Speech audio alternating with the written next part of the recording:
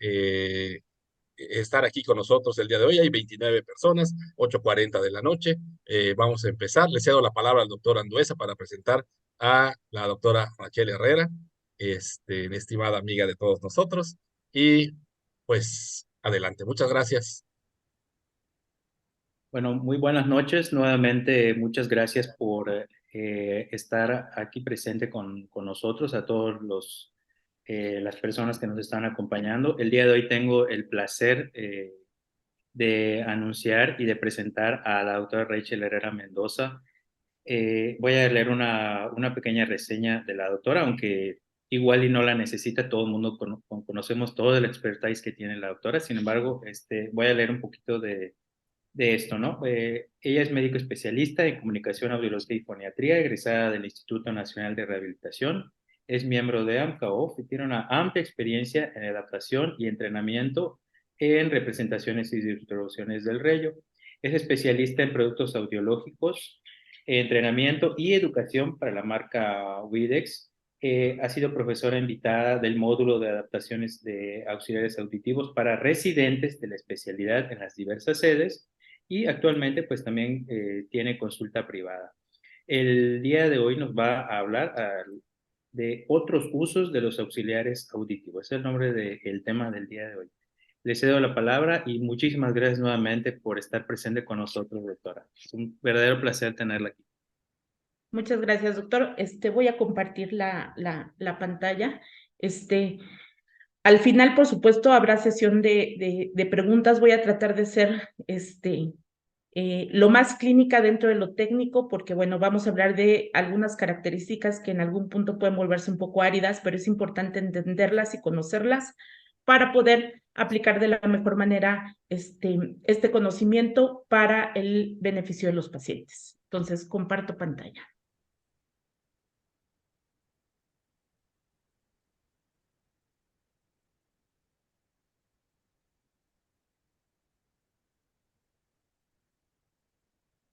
Vamos a ver.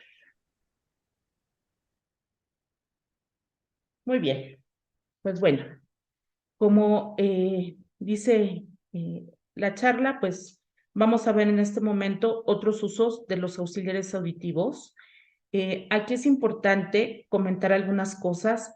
Dentro del desarrollo de la plática, pues no solamente van a estar algunas características de los auxiliares auditivos que tienen que ver con la conectividad o con el streaming que se puede hacer con ciertos niveles de tecnología de los auxiliares, sino que también me solicitaron que desarrolláramos algunas características que son fundamentales para mejorar la comunicación con los auxiliares auditivos y ver cómo funciona. Entonces, vamos a ver. Pues bueno,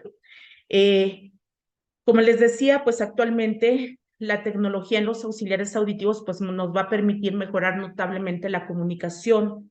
Esto principalmente se hace pues a través de la amplificación, ¿no? De una amplificación muy dirigida, muy calibrada de acuerdo a la pérdida auditiva de cada paciente, ¿no? Hay que recordar que, pues bueno, los aparatos auditivos no son solamente amplificadores, sino que tienen un sistema que les permite cubrir las necesidades auditivas de cada espectro o de cada curva de hipoacusia. Pero no solamente nos van a permitir a través de la amplificación, pues bueno, mejorar la comunicación. Algunas veces, pues nos van a dar posibilidades que nos van a permitir mejorar la calidad de escucha de cada paciente. Vamos a analizar una serie de características dentro de la electrónica de los auxiliares auditivos. En esta charla, pues bueno, vamos a desarrollar diferentes puntos y vamos a hacer distintas sugerencias para cada condición auditiva. Todos hemos analizado o hemos revisado alguna vez la ficha técnica y hemos escuchado de términos como direccionalidad de los micrófonos, reducción de ruido, uso de algunos accesorios o complementos que nos van a permitir mejorar la relación señal-ruido, ¿no? Que es un término muy particular y que muchas veces no hacemos mucho hincapié en esta relación, en qué tanto queda la voz por encima del ruido que existe de fondo, ¿no? Algunos otros usos de los aparatos, como son los enmascaradores de tinnitus propiamente, y por supuesto también desarrollar las características de conectividad y streaming que actualmente nos ofrecen todas las marcas, en ciertos niveles de tecnología de los auxiliares auditivos, ¿no? Estas características, tanto la direccionalidad, la reducción de ruido, la compatibilidad con accesorios, los enmascaradores y la conectividad, pues no va a ser una característica que esté dada en todos los niveles de tecnología de los auxiliares auditivos. Esto solamente está presente en ciertos niveles de tecnología o de rendimiento, ¿no? No a todos los pacientes tampoco son candidatos a usar todas estas características. Realmente tenemos que analizar caso por caso qué paciente requiere qué característica de un dispositivo auditivo que le va a beneficiar en la escucha o en este momento o a futuro. Entonces, vamos a ver. Vamos a hablar primero de direccionalidad, que es un término complejo, ¿verdad?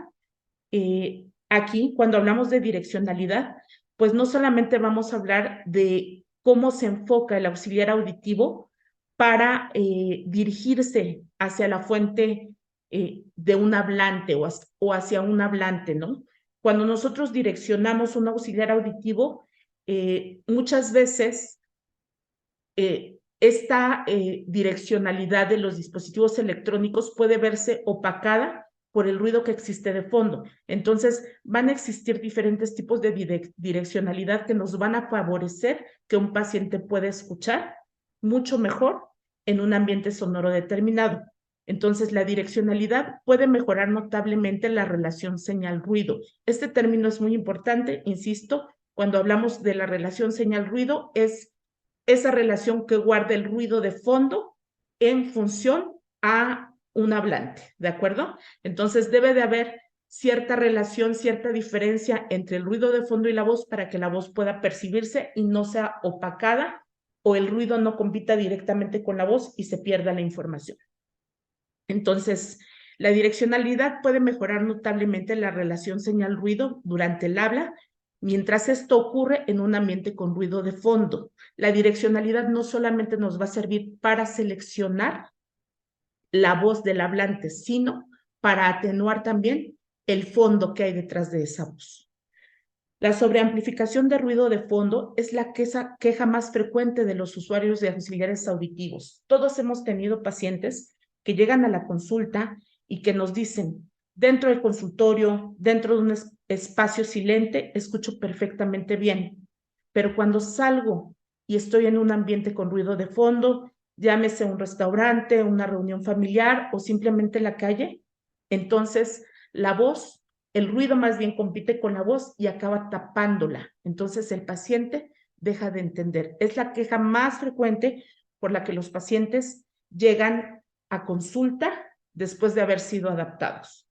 La direccionalidad o la selección de este estímulo va a estar dada por el nivel de tecnología de los aparatos auditivos. No es algo que per se todos los aparatos contengan con toda la fineza o con todas las características correctas para que el ruido no opaque la voz, ¿de acuerdo? Entonces, la direccionalidad no solamente sirve para buscar un estímulo determinado, sino también para que el resto del ambiente o de los estímulos que rodean a esa voz se vean opacados, ¿de acuerdo? Entonces, de alguna manera, la direccionalidad también atenúa el ruido. Muy bien, vamos a ver desde cuándo existe la direccionalidad, ¿verdad? Pues bueno, la direccionalidad se ha implementado desde 1969, entonces la direccionalidad no es un concepto joven, se ha trabajado muchísimo en ello. Los primeros auxiliares auditivos que tuvieron direccionalidad fueron los auxiliares BTE. Estos auxiliares, por el aspecto físico y la forma que tenían, contenían un sistema de micrófonos compuesto por un solo micrófono que tenía dos entradas. Esta disposición de los micrófonos estaba separada por alrededor de 16 milímetros. Esta separación o esta doble entrada del micrófono se colocó en los auxiliares auditivos alrededor del año 2000. ¿Cuál era la ventaja de tener este micrófono con dos entradas? Bueno, aquí funcionaba de esta manera. El ruido que se producía en la parte posterior del usuario del auxiliar auditivo captaba el sonido de entrada o el ruido de entrada por el micrófono o por la entrada posterior del micrófono, y con cierto retraso ese mismo sonido se escuchaba en el micrófono o no en el micrófono, en la entrada anterior del micrófono. Este choque de fuerzas de la entrada de un estímulo por el micrófono posterior y un estímulo por el micrófono anterior, al ser un estímulo con la misma intensidad, pero con un retraso, lo que provocaba era la cancelación de esas ondas sonoras. Entonces, un solo micrófono tenía dos entradas. Entraba un sonido en la parte posterior, otro sonido en la parte anterior, y justo en el centro, ese estímulo se anulaba. Y de esa manera se manejaba el ruido ambiental. Esto sobre todo se daba de manera inicial en los audífonos BTE y de una manera muy primitiva en los audífonos análogos. Era la forma en la que se disminuía el ruido para que la voz fuera el foco de atención. ¿Qué pasó después con la direccionalidad? Bueno, en el 2001 se evalúa la importancia del efecto Pina. Este efecto acústico es un efecto generado por la misma anatomía y por las curvaturas que tiene el pabellón auricular y el oído medio. Este efecto va a favorecer la entrada de las ondas sonoras de tal suerte que los sonidos graves o las frecuencias graves se van a captar de manera omnidireccional y las frecuencias agudas se van a captar de manera direccional. Hay que recordar que lo que nos permite identificar con mucho más claridad o con claridad la voz, pues bueno, es la presencia de las frecuencias agudas. Entonces, este efecto se le tomó importancia alrededor del año 2000, 2001, y pues bueno, con este concepto se empezaron a generar estructuras distintas en los auxiliares auditivos, estructuras electrónicas también internas que favorecieran este efecto para que se dieran de manera natural, pues la amplificación de algunas ondas sonoras.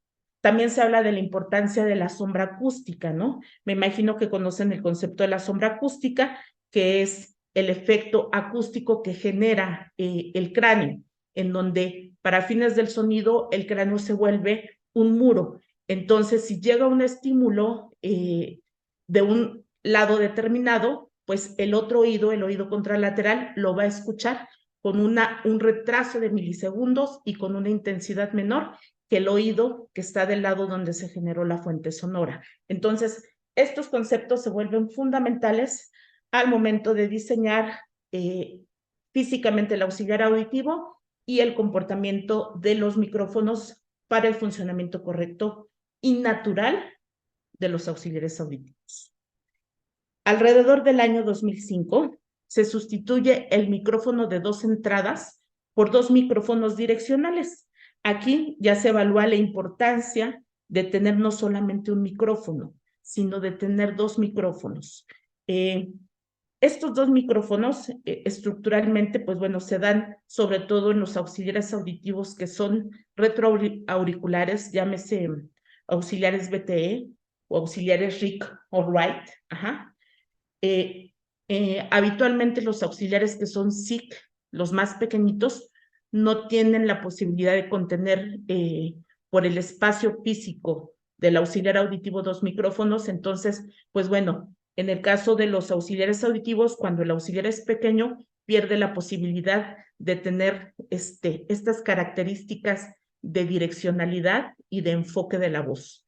Y por supuesto también de atenuación del ruido.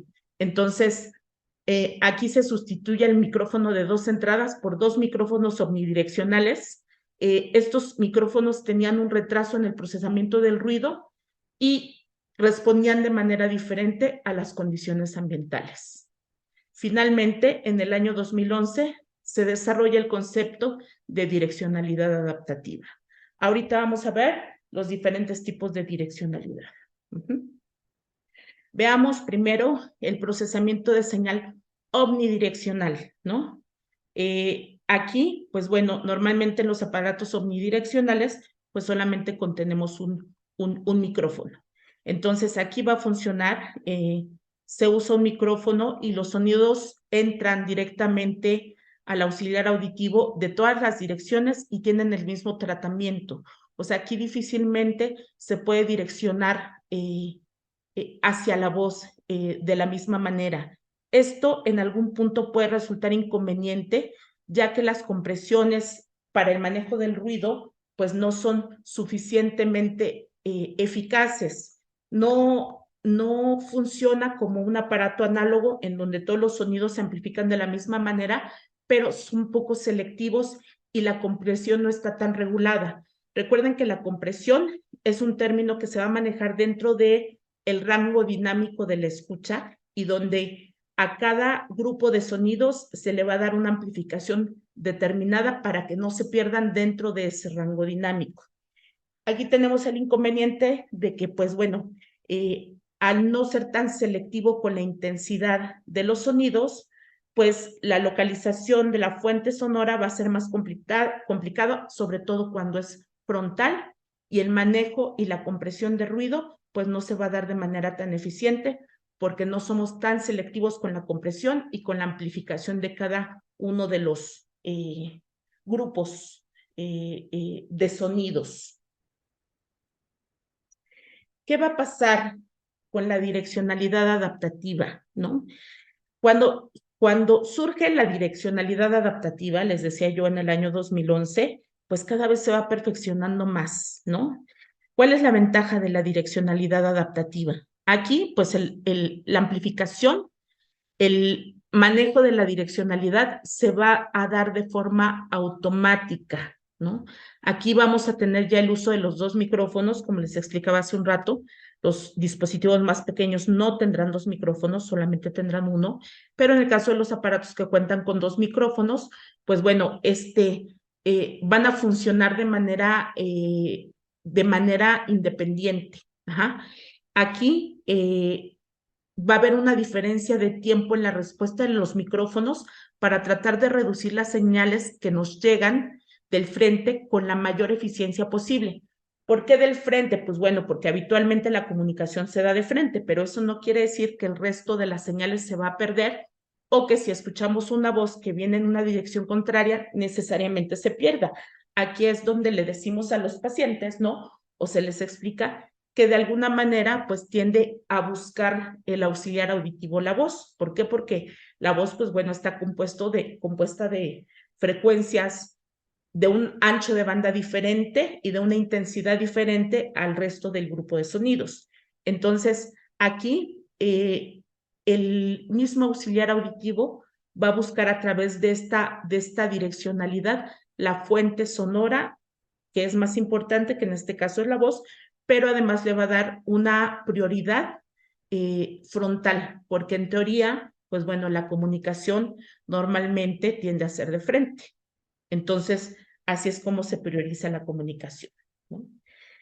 El beneficio de este sistema es que es una experiencia muy impresionante para los pacientes escuchar cómo se reducen los sonidos de fondo, aunque esto también tiene una desventaja. Cuando nosotros jugamos con el resto de los sonidos que se encuentran en el ambiente, pues va a ser más difícil que pueda existir una localización de la fuente sonora. Entonces, aquí pues bueno, es interesante para los pacientes ver cómo ese ruido de fondo se reduce, pero tenemos el inconveniente de que se van a reducir las frecuencias bajas y pues bueno, esto va a tener un impacto negativo en la localización de las fuentes sonoras. Estas fuentes, pues bueno, no son directamente la voz, pero bueno, si el paciente quiere ubicar en algún punto, que también creo yo que es una queja frecuente, que el paciente llegue y diga, es que uso los dos aparatos auditivos y pues bueno, escucho un ruido y no sé si el ruido viene de atrás, de adelante, derecha, izquierda, arriba o abajo. Esto es completamente normal y pues bueno, no solamente va a estar dada por las características técnicas de los auxiliares auditivos, sino por el tipo de pérdida que tenga el paciente y el grado de pérdida y la simetría de esta pérdida. Entonces, no solamente es una característica que va a estar determinada por los auxiliares auditivos, sino también por las características propias del paciente. Entonces, pues bueno, vemos cómo cuando tenemos una direccionalidad adaptativa, pues habitualmente si el paciente tendría una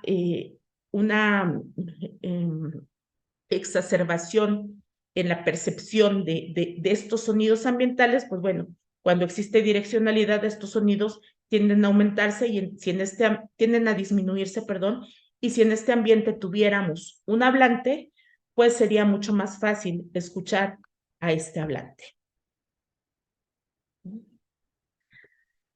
Vamos a ver.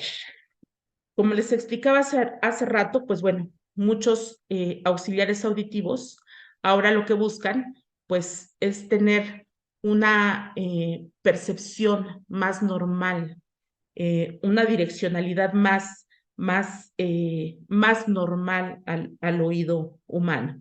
Entonces, pues bueno, aquí es donde encontramos este efecto, el efecto Pina. La direccionalidad del pabellón va a tratar de imitar la direccional del oído externo, humano, ¿no? Que les decía que, bueno, existen reflexiones del sonido por esta anatomía y pues bueno, las frecuencias bajas se procesan de manera omnidireccional y las frecuencias altas se procesan de forma direccional. ¿Cuál es el inconveniente de este efecto Pina en los pacientes que tienen pérdida auditiva, no? Es que es una experiencia mucho menos impresionante para fines de la direccionalidad adaptativa, donde vemos que, pues bueno, el ruido de fondo baja y se vuelve mucho más confortable.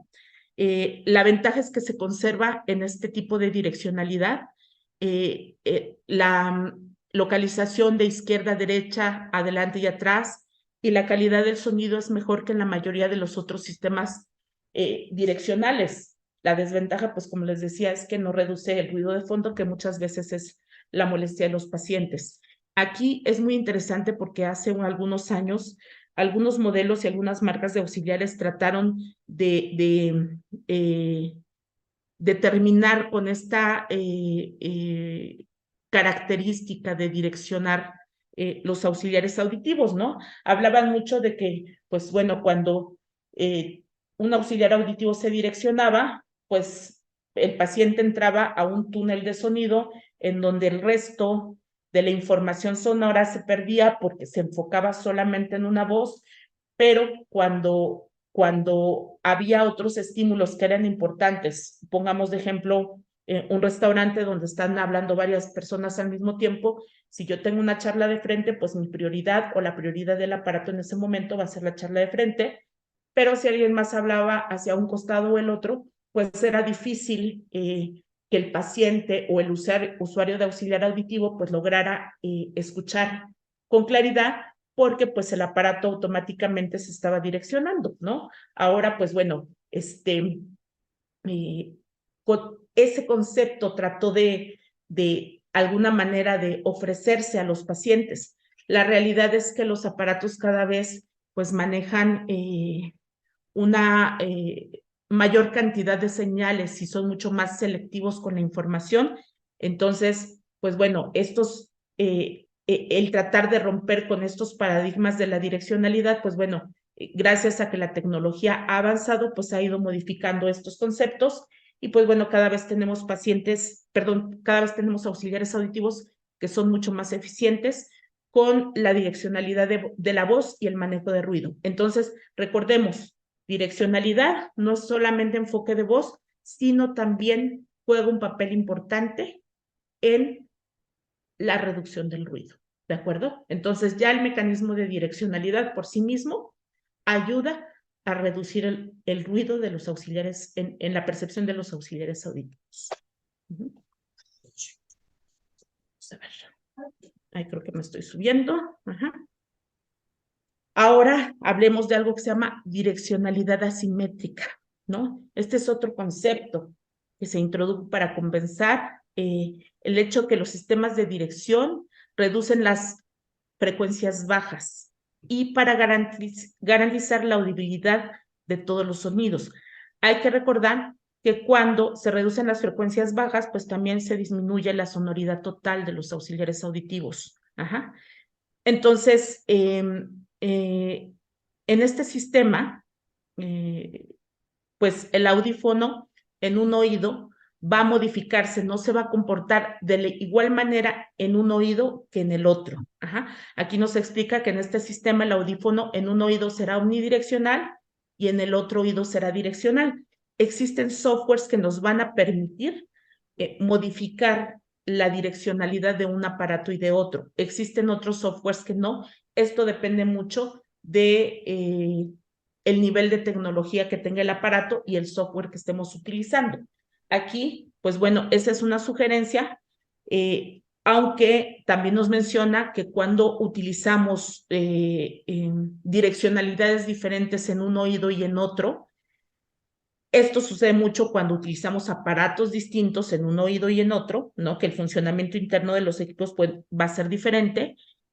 Pues aquí el problema es que la localización pues no se va a dar de manera correcta. Ajá. Se va a volver mucho más difícil porque los aparatos funcionan de manera distinta. Uno puede estar omnidireccional y otro va a estar direccional. Entonces, pues bueno, la direccionalidad asimétrica puede ser una desventaja en algunas condiciones, pero también puede ser una ventaja en otras. Ahorita vamos a ver las indicaciones clínicas de cada direccionalidad.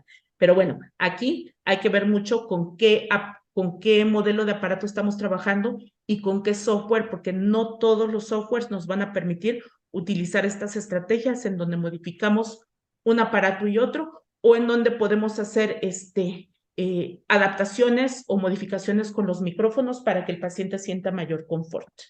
Ajá. Vamos a ver cuáles son las recomendaciones clínicas de la direccionalidad. Muy bien.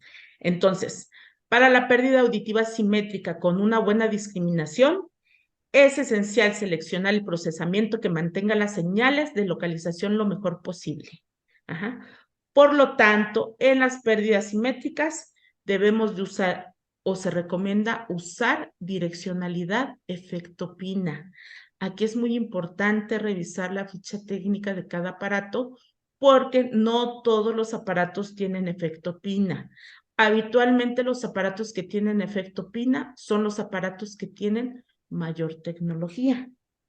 Y también la mayoría de los aparatos que tienen efecto Pina, tienen también la posibilidad, no mencionan como tal el efecto de sombra acústica, pero tienen la capacidad de diferenciar o de reconocer de dónde proviene la fuente sonora de un estímulo determinado, ya que cuando existe adaptación bilateral, habitualmente el oído que detecta la fuente sonora va a percibir el estímulo más rápido y de manera más intensa que el otro oído.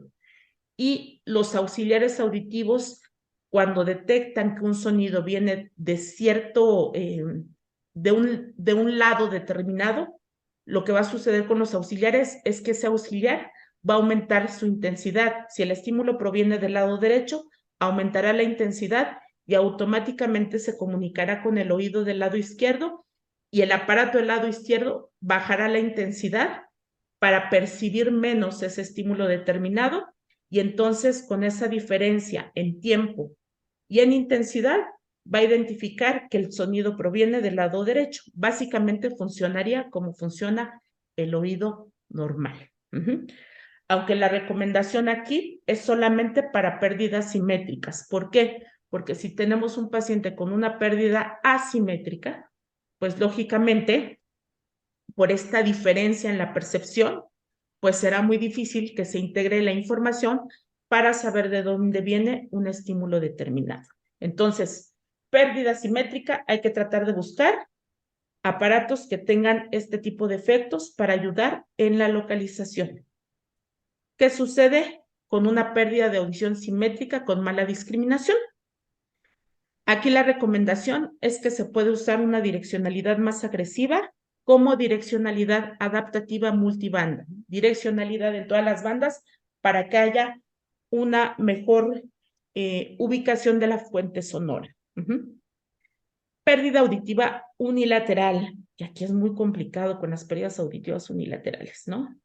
Aquí el objetivo principal de la adaptación, pues es restaurar la audición binaural, ¿no? Aquí más que tener una direccionalidad correcta o una localización espacial correcta, pues aquí primero hay que tratar de buscar que el paciente perciba de manera binaural y se recomienda la direccionalidad de efecto Pina o el procesamiento omnidireccional. Aquí yo les decía que esta parte del efecto Pina y que, bueno, en la mayoría de los aparatos que tienen efecto Pina tienen también este efecto de sombra acústica, pues bueno, va a ser un poco complicado que consigan buenos resultados con las pérdidas unilaterales, porque pues finalmente en la pérdida unilateral, aunque le pongamos al paciente un auxiliar auditivo, si es que es candidato al uso del auxiliar auditivo, pues bueno, no va a haber manera de que esa audición llegue a la normalidad de ninguna forma. Entonces, a lo mejor va a ser un poco complicado, pero bueno, las estrategias son o utilizar efecto Pina, tendríamos que probar los auxiliares que cuentan con esta tecnología, o en su defecto, auxiliares que son omnidireccionales que pues nos van a permitir escuchar los estímulos más o menos a la misma intensidad sin la atenuación de ruido. Entonces, habría que hacer la prueba para ver qué funciona mejor, que en mi experiencia creo que los aparatos omnidireccionales son mejor opción cuando el paciente tiene respuesta en la pérdida unilateral. Vamos a hablar, si hablamos de direccionalidad, pues tenemos que hablar de reductores de ruido, ¿no? Como les decía, la caja frecuente, pues no es que el paciente necesariamente escuche mal en ambientes silentes. Seguramente les ha pasado que a un paciente le puedes probar un auxiliar auditivo con la tecnología más básica dentro del consultorio y luego le pruebas en el mismo ambiente la tecnología más alta y seguramente no va a sentir ninguna diferencia porque realmente la diferencia no se nota en los ambientes silentes. La diferencia siempre va a ser en ambientes con ruido de fondo. Entonces, pues bueno, reducir el nivel de sonido identificado como ruido y o distorsiones de señal no deseadas a través de la cancelación o filtrado de ganancia específica de frecuencia sin cambiar la ganancia de las regiones donde el habla es la señal dominante. ¿Qué hago para limpiar el ruido de fondo sin que se pierda la señal del habla, ¿no? Yo quiero que el ruido no tape la voz. Ya vimos que la direccionalidad es una estrategia para que la voz no se pierda. Es una estrategia para ayudar a localizar sonidos. Pero ¿qué pasa con el ruido? ¿Qué hace el aparato para que ese ruido sea menos incómodo y para que ese ruido no acabe opacando la voz? ¿No? Pues bueno, primero hay que saber que, pues, en términos generales, los fabricantes hacen una clasificación de ruido, porque el ruido no es igual, no es lo mismo la forma en la que se tiene que reducir el ruido cuando pasa una ambulancia que el ruido de fondo cuando estamos en un restaurante. Ajá. O el ruido súbito que aparece cuando se cae un plato al piso. Ajá. Son diferentes tipos de ruido y los fabricantes lo saben y saben que lo tienen que manejar de diferente manera. Ajá. Entonces, vamos a ver cómo lo clasifican. Existe algo que se llama ruido de estado estacionario, que por definición dice que es un ruido que se encuentra en un mismo canal, no fluctúa más de 5 decibeles dentro de un tiempo definido, es un ruido constante. Y ese ruido va a estar presente en el ambiente sin que haya señales de voz ni de música. ¿Por qué? Porque cuando el ruido se presenta, más bien cuando queremos escuchar la voz y existe un ruido de fondo, el aparato tiene que funcionar diferente a cuando no hay voz y solamente estamos en un ambiente con ruido. Entonces, ahí el aparato utiliza una estrategia que se llama reducción digital de ganancia, en donde ese ruido, que es constante y que no tiene una voz como estímulo principal, que solamente es un ruido alto de fondo de manera constante, pues el aparato lo reduce con esta estrategia, reducción digital de ganancia. Otra clasificación del ruido, ruidos entre los segmentos del habla. Ahora, ¿qué pasa con el ruido? Estamos hablando y el ruido de fondo. Este ruido es el ruido que se encuentra en una frecuencia diferente a la del habla. Ocurre en los intervalos de tiempo del habla. Entonces estoy hablando y se escucha el ruido de fondo. Ahí el aparato se tiene que manejar de una manera distinta. Ahí normalmente utiliza una reducción tradicional del ruido. Hay que manejarlo de dos maneras diferentes. ¿Se acuerdan que hace muchos años hablábamos de, cada vez hay menos, ¿no? Aparatos análogos y aparatos digitales y la forma en la que los sonidos manejaban el ruido, que para los pacientes que tenían pérdida auditiva, sobre todo pérdidas que eran muy irregulares, pues se volvía un problema utilizar estos aparatos análogos que muchas veces se manejaban con trimmers, ¿no? Yo sé que ahorita entre los asistentes a la charla, pues hay gente que es de mi generación, un poco antes que yo, pero también hay gente que es muy joven y que seguramente no le tocó trabajar con aparatos análogos de trimmers, ¿no? Pero antes, pues bueno, lo único que podíamos manejar en los auxiliares auditivos para fines del manejo de ruido eran los controles de PC, que eran cortes de pico, y los controles de AGC, que era el control automático de ganancia, donde solamente podíamos limitar la salida y cortar de manera súbita los sonidos, más bien, y cortar los sonidos que aparecieran de manera súbita, pero no se podían hacer otras estrategias con estos auxiliares auditivos. Pues actualmente a través de estas estrategias, pues podemos lograr que ese ruido que se maneja en un canal diferente, en una frecuencia, en un canal y en una frecuencia distinta, ¿no? A la voz, pues no acabe tapando esta voz, sobre todo en los pacientes en los que existen condiciones de discriminación que son muy severas. Tenemos pacientes que con un poquito de ruido de fondo no entienden nada, ¿no? Hay que recordar que cuando nosotros hacemos un estudio audiométrico, pues la evaluación de la logoaudiometría es fundamental para poder elegir y predecir un poco cómo va a ser la ganancia o el beneficio que obtenga un paciente con un auxiliar auditivo. Pero también hay que recordar que pues normalmente este estudio, esta logoaudiometría, nosotros la realizamos en un ambiente silente, en donde no tenemos ningún otro sonido que compita con la voz. Entonces, lógicamente, el desempeño del paciente en una cámara sonoamortiguada con un estímulo controlado de una voz que está grabada y que está perfectamente calibrada y emitida para esta prueba, no va a ser igual que el paciente en el desempeño de su día a día en un ambiente pues más normal, ¿no? Entonces, bueno, aquí la otra clasificación de ruido pues son los ruidos súbitos, que son sonidos breves, transitorios, de intensidad alta, como por ejemplo el tintineo de los platos o algún sonido que sea demasiado agudo, ¿no? Les decía hace un rato, la sirena de la ambulancia cuando estamos en la calle. ¿Qué otros sonidos existen, no? Los sonidos espectrotemporales, que son sonidos breves de reverberación. Estos sonidos están muy dados en ciertos espacios por la acústica que existe en dichos espacios, ¿no? Háblese de una iglesia, por ejemplo, o de un salón que está rodeado de cristales, donde el paciente tiene mucha dificultad para escuchar, pero por esta reverberación que existe en el espacio acústico, ¿no? En el que está el paciente en ese momento. Y el otro ruido que se tiene que manejar en un auxiliar auditivo y que depende mucho de la tecnología y que solo lo encontramos en los equipos que tienen como mi hamburguesa. mayor tecnología. Mi hamburguesa y sabe fea fría. Y el arroz con leche se puede comer frío. A ver, creo que hay una voz A ver, sí. Creo que hay alguien que tiene encendido que tiene encendido el micrófono, ¿verdad?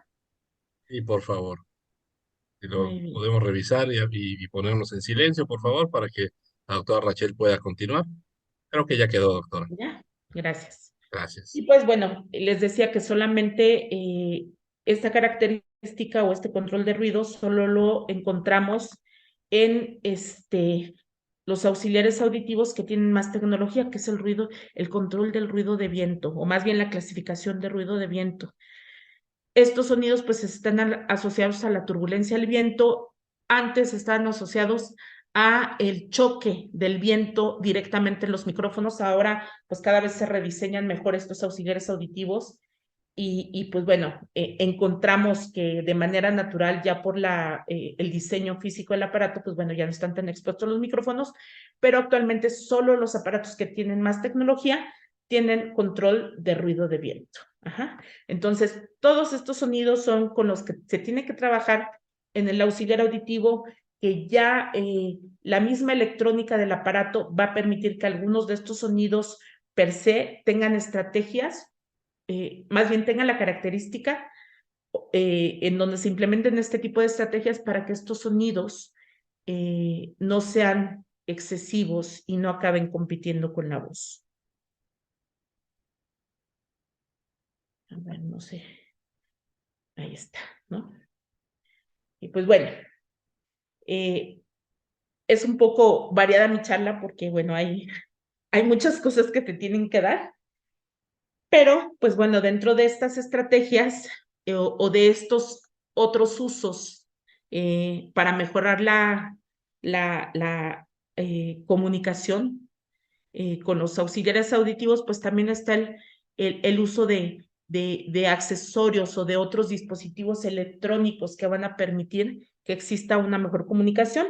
Ya en alguna de las charlas, la doctora Isadora ya había hablado un poco había mencionado sistema FM, ahorita vamos a ver cuál es el fundamento del sistema FM, vamos a profundizar un poquito más para hablar de esta estrategia que creo yo que ahora que en las marcas existen diferentes accesorios para acercar la voz, me parece que los sistemas FM están un poco menos en uso que antes. Ajá. Existen ahora la posibilidad de utilizar micrófonos que básicamente lo tienen todas las marcas. Estos micrófonos no van a funcionar como un sistema FM y siempre es importante hacer la aclaración que los micrófonos no son sistemas FM. Hay que definir muy bien que un sistema FM siempre va a ser un sistema que se comunica por frecuencia modulada. Esto es a través de un canal de comunicación, ¿no? Como la comunicación a través de un radio de comunicación, ¿no? Es distinto hablar de un sistema FM que hablar de micrófonos, y ahorita les voy a explicar por qué es distinto. Creo que cada vez como tal el sistema FM está menos en uso. Antes, pues bueno, el sistema FM era una estrategia que se destinaba básicamente para los niños, aunque, pues bueno, esto no tendría que ser algo exclusivo, pero bueno, vamos a hablar un poco. Los sistemas FM, pues, ayudan a mejorar esta relación que les comentaba, señal-ruido, ¿no? En donde el ruido no debe de competir con la voz, que es la señal principal, y que muchas veces se ve afectada por diferentes características que son ajenas muchas veces al auxiliar auditivo, ¿no? Sino más bien a la condición en la que en la que rodea al usuario, ¿no? Llámese el espacio físico, la distancia, etcétera, etcétera. Digo, todos en términos generales, aunque seamos normoyentes, si estamos a cierta distancia, pues no vamos a escuchar igual que si tuviéramos a la persona al lado. Entonces, si a nosotros que somos normoyentes se nos dificulta, pues un paciente que tiene pérdida auditiva se va a ver pues mucho más afectado por esta condición, ¿no? Entonces, pues bueno, el sistema FM se creó inicialmente para niños o se enfocó en niños, ¿no?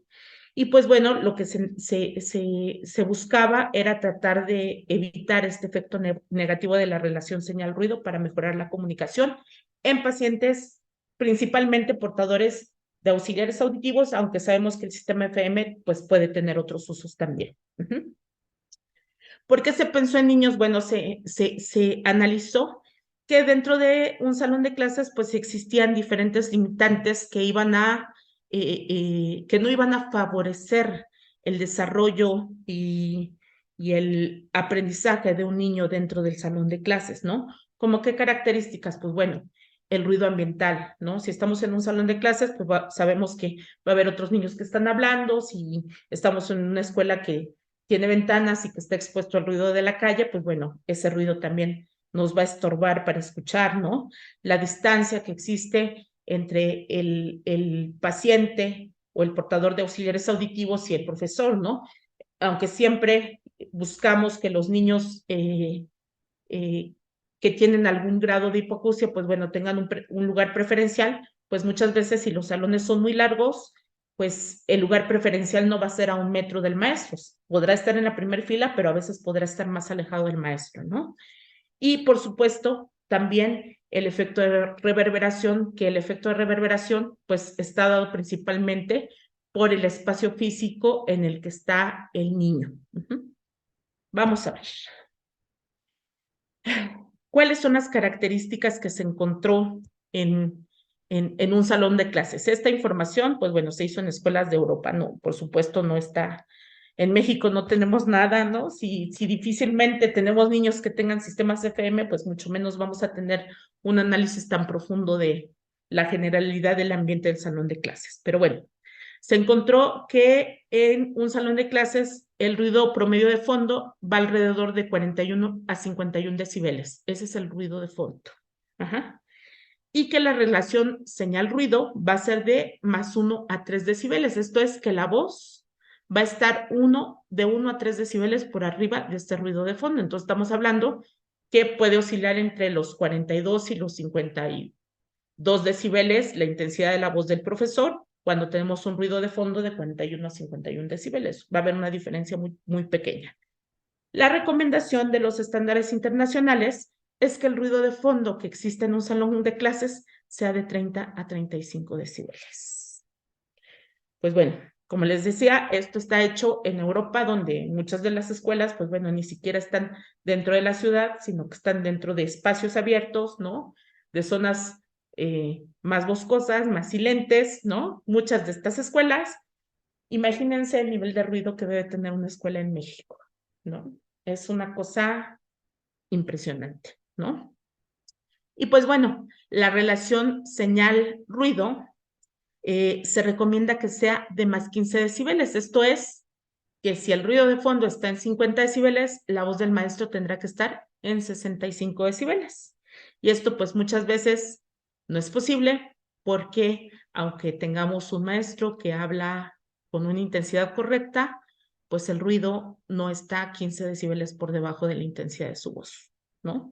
También, pues bueno, quienes se dedican a la foniatría tendrán maestros que tienen abuso vocal porque, bueno, al final no pueden competir con el ruido de la calle ni con el ruido de los alumnos. ¿Qué sucede o qué pretendemos para los niños con hipoacusia, no? Pues bueno, la sugerencia es que los niños con hipoacusia tengan una relación señal-ruido de más 15 a más 20 decibeles mínimo. Que la voz del profesor sea de por lo menos 65 decibeles. Ajá. Cuando esto sucede, también pretendemos que el niño esté a 1 o 2 metros alejado del profesor que es donde el niño puede obtener la comprensión máxima. Aquí hay que recordar o hay que conocer que en el caso de un salón de clases, a partir de 60 centímetros de distancia, cada vez que el niño se aleja o que duplica esa distancia, la señal o la voz del maestro va a disminuir 6 decibeles. Entonces, si tenemos a un profesor que habla en 65 decibeles, cuando está a 60 decibeles, pues, perdón, a 60 centímetros, pues ya no lo va a escuchar el niño a 65 decibeles. Entonces, este factor distancia va a ser importantísimo junto con la intensidad de la voz del maestro, pero pues también sabemos que va a ser difícil que nuestro maestro pueda mantener una intensidad de voz de 80, 90 decibeles, ¿no? Donde ya estamos hablando a un volumen que para el maestro seguramente puede resultar incómodo y cansado. Estos aspectos tienen que ver con el niño, con las características de distancia, ¿no? Dentro de esta relación de alumno y maestro. Pero ¿qué pasa con las condiciones del espacio en donde estamos tomando clase?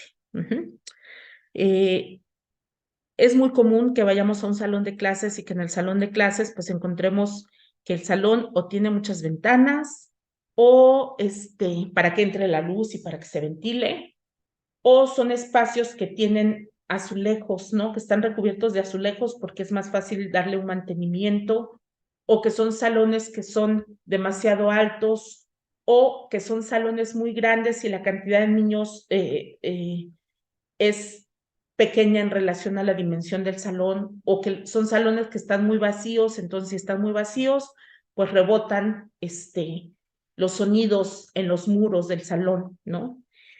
Entonces, habitualmente encontramos efectos de reverberancia de 1.2 segundos, cuando la reverberancia recomendada es de 0.4 segundos.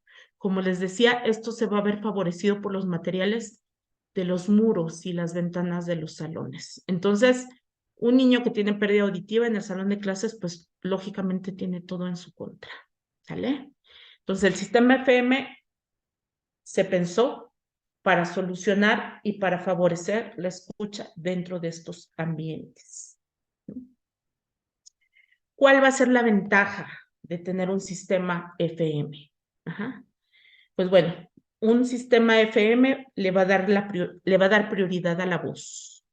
Va a poseer las tecnologías más avanzadas de los audífonos más recientes y, lo que es muy importante, va a reducir el ruido antes de transmitirlo al niño. Aquí, esta es una gran diferencia entre los sistemas FM y los micrófonos actuales que tienen todas las marcas. La relación señal-ruido de un sistema FM normalmente puede ir de más 12 a más 28 decibeles. Actualmente hay marcas que tienen sistemas FM que son dinámicos. Esto es, analizan el ambiente y si el ruido ambiental de fondo es de cierta intensidad, entonces se va a aumentar esta relación señal-ruido de tal suerte que la voz aumente más que el ruido de fondo si estamos en ambientes que son muy cambiantes. Estos sistemas son ideales, porque pues en general los seres humanos nos movemos en diferentes ambientes y de repente podemos ir de uno a otro en cuestión de segundos o de minutos y necesitamos que estos equipos nos respondan de la mejor manera posible. Van a tener la ventaja de que van a equilibrar los diferentes niveles de la voz.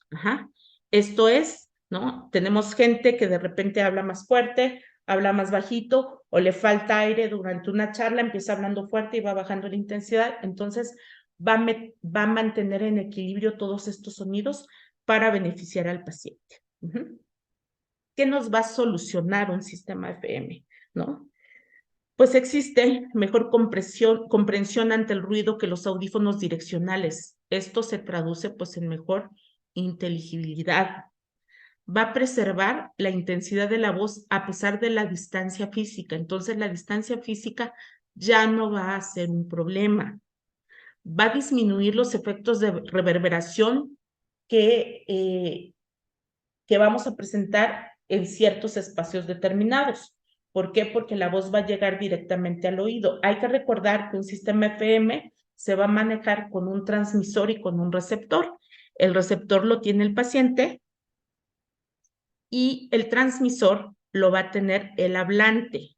Actualmente, pues bueno, existen sistemas FM que son personales, pero también sistemas FM que se pueden poner en un espacio con un grupo de personas para poder captar la voz de las personas. Entonces, aquí hay que tratar de buscar la mejor solución dependiendo de las necesidades que tenga nuestro paciente.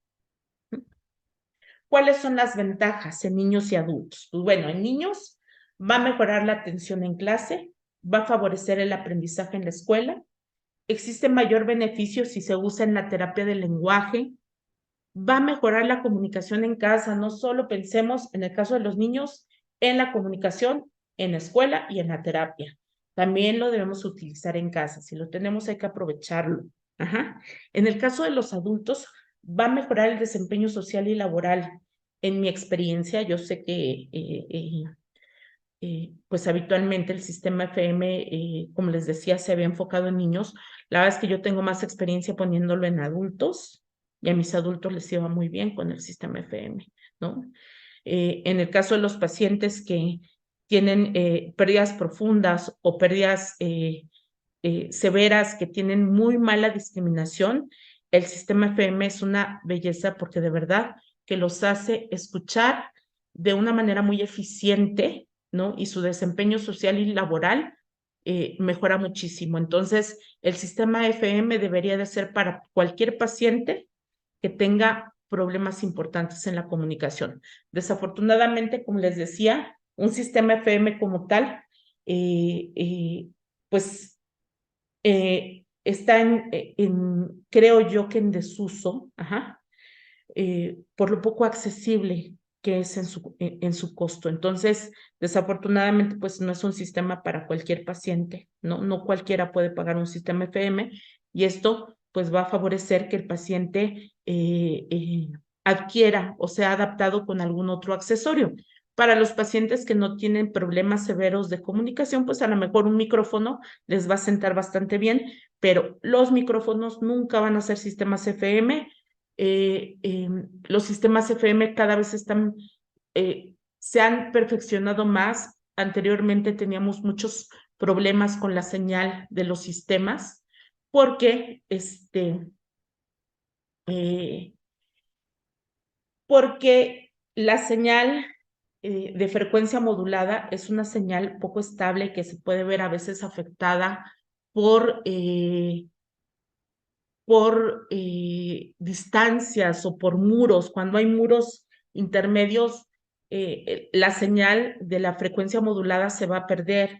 En México y en el mundo existen ciertos canales para manejar los sistemas FM. No podemos utilizar cualquier canal para comunicar nuestro transmisor con nuestro receptor. Algunos canales en México, pues bueno, están ocupados para otro tipo de transmisiones, entonces cada canal, cada sistema FM, dependiendo del país, va a tener canales determinados para comunicarse. Entonces, les comentaba, es un poco inestable la señal de los sistemas FM porque, bueno, se puede ver afectada por diferentes características, pero la verdad es que esta relación señal-ruido, pues no la tienen otros accesorios. Entonces, vale mucho la pena y como les decía, no hay que quedarnos con la idea de que solamente son para niños, de verdad que los adultos se los van a agradecer muchísimo, ¿no? Sobre todo los que tienen mucho problema para comunicarse.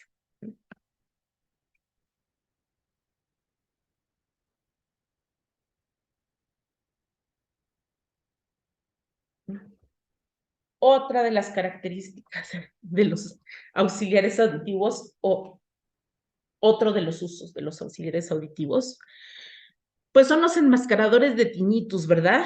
Los auxiliares auditivos, pues no solamente van a tener características que van a favorecer la escucha, o nos van a permitir conectarnos a accesorios que van a favorecer la escucha, pues también tenemos la opción, ¿no?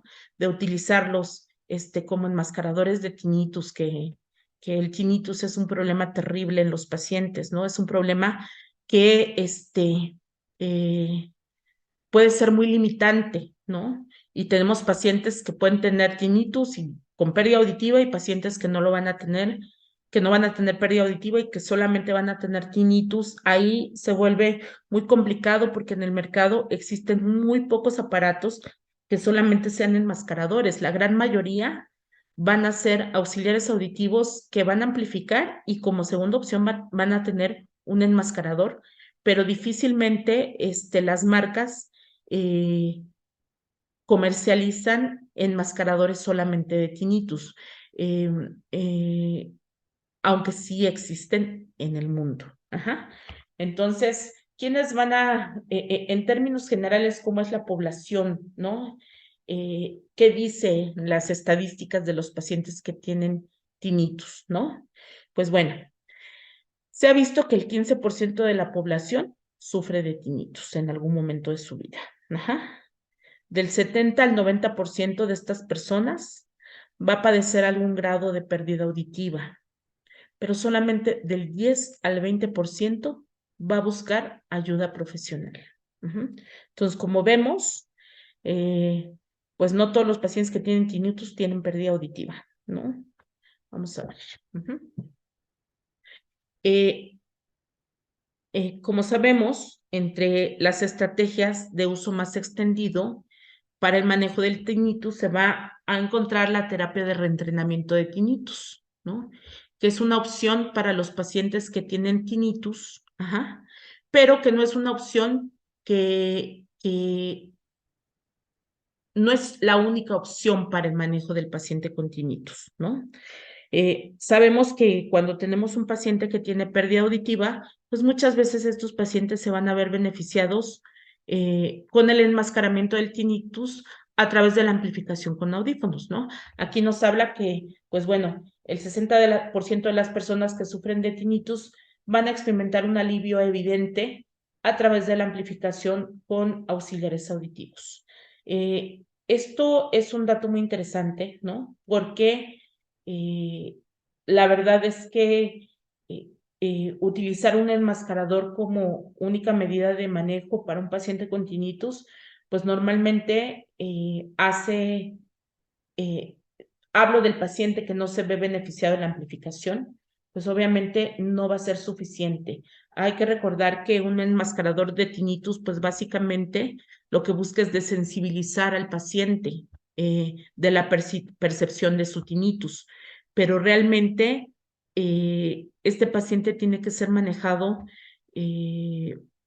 pues con diferentes estrategias para buscar un beneficio, ¿no? ¿Qué es un enmascarador de tinnitus? Pues bueno, van a ser señales producidas electrónicamente que se van a generar por un dispositivo y que van a competir en tono e intensidad con el tinnitus del paciente. Entonces va a ser un ruido. Me acuerdo que hace unos años alguien decía que un enmascarador, que cuando le iba a enmascarar el tinnitus a un paciente le decía, te voy a cambiar tu ruido por otro, ¿no? Entonces, muchas veces, pues los pacientes con este concepto o con esta idea, pues obviamente no estaban dispuestos a, usar un enmascarador porque pues el sonido además que producía un enmascarador, que normalmente eran estos ruidos de banda ancha, pues no eran confortables para el paciente, ¿no? Actualmente vemos que incluso existen aplicaciones que se pueden usar desde el teléfono y que ayudan a que el paciente enmascare su tinnitus cuando no es portador de hipoacusia, además, ¿no? Cuando solamente tiene tinnitus. Pero bueno, cuando los aparatos son suficientemente sofisticados y cuentan con la opción de enmascarador de tinnitus, pues vamos a poder manipular características del enmascarador como la intensidad, la frecuencia, ¿no? Y el ancho de banda de este tinnitus. Y en algunos casos también vamos a poder manipular el ritmo de este sonido, ¿de acuerdo? El enmascarador o el sonido más común que encontramos en los enmascaradores, pues es el ruido blanco, que no es un ruido necesariamente cómodo para el paciente, pero bueno, siempre vale la pena probarlo en aquellos pacientes que no se ven beneficiados con la amplificación. Existen cuestionarios muy específicos para evaluar la incapacidad o el grado de molestia que causa el tinnitus.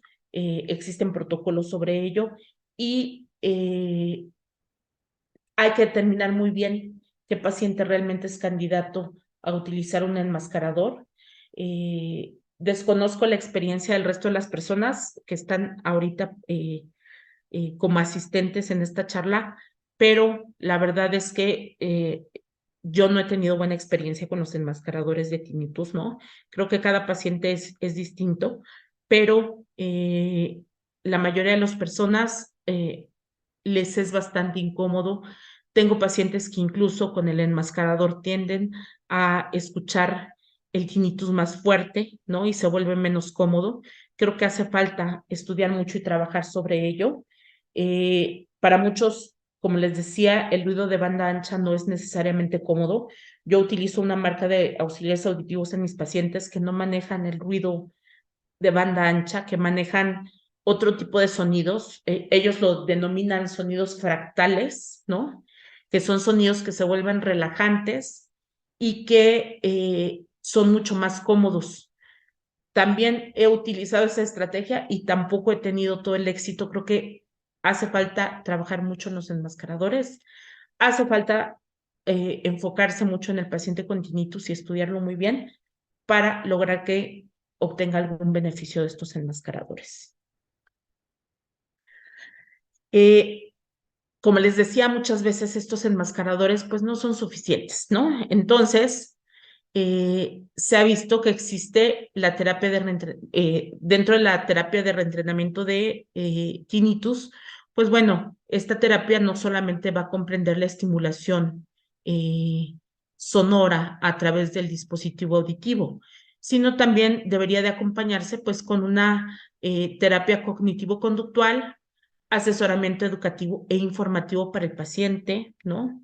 Técnicas de relajación y amplificación en caso necesario. Esto es en caso de que el paciente tenga pérdida auditiva, ¿no? A mí me encantaría escuchar ahorita en la sesión de preguntas la experiencia de las personas que han tenido éxito cuando utilizan un enmascarador de tinnitus, pero la verdad es que, como les decía, mi experiencia no ha sido buena. El paciente que no obtiene beneficio de la amplificación difícilmente obtiene beneficio del enmascarador, pero bueno, puede ser que mi experiencia sea mala, seguramente habrá quien tenga muy buena experiencia y que nos quiera compartir, pero bueno, esta sería otra de las posibilidades en los auxiliares auditivos.